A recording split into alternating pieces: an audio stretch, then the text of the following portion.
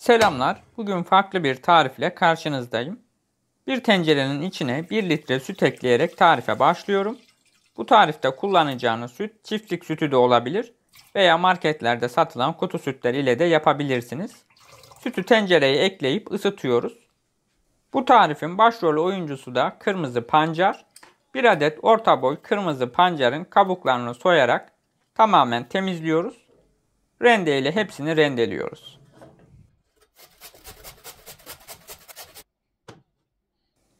Hepsini rendeleyince bir tabağa alarak şimdilik kenara alıyorum. 1 adet taze limonun da suyunu sıkacağız. Bu tarif için 2 yemek kaşığı yeterli olacaktır. Sütün üzeri hafif kaymak tutmaya başladığında rendelenmiş pancarların hepsini sütün içine ekleyip karıştırıyorum.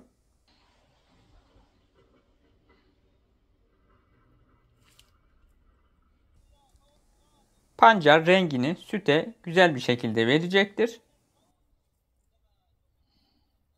Bu şekilde 15 dakika orta ateşte pişiriyoruz.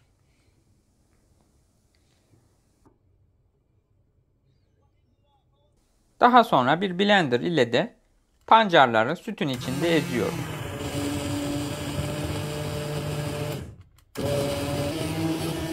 Üzerinde oluşan köpükleri de alabilirsiniz.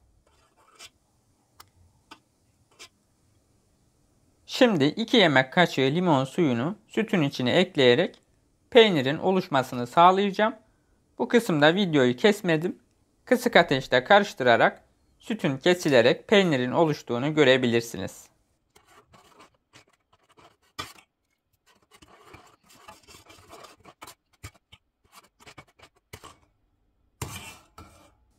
Peynir tamamen oluştuktan sonra ocaktan alıyorum. Ayrı bir tencerenin içine tel süzgeç koyup peynir ve pancarı süzüyorum.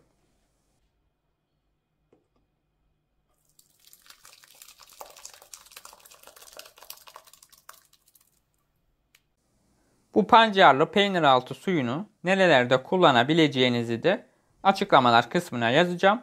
Oldukça besleyicidir. Şimdi süzmüş olduğum peyniri tekrar tencereye alarak tarife devam ediyorum. Üzerine 1 yemek kaşığı tereyağı ekliyorum. Bu sayede peynir soğuduğunda pancar ve peynir tanelerini bir arada tutacaktır. Tekrar ocağa alarak ısıtıyorum. Peynir daha elastik bir formda olacak.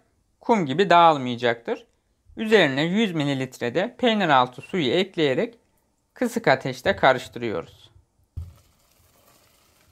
Videodaki kıvama gelince ocaktan alabilirsiniz.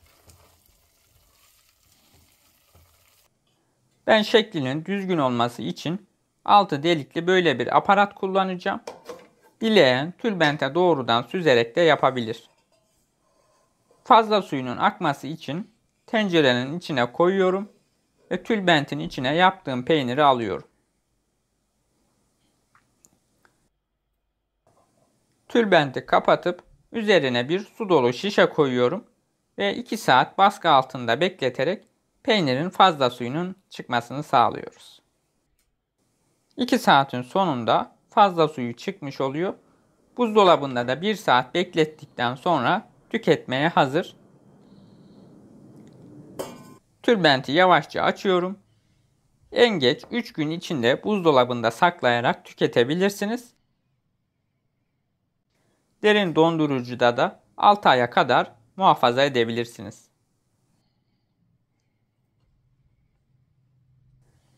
Kırmızı pancarlı peynir hazır. Dilimleyip dokusunu da sizlere göstereyim.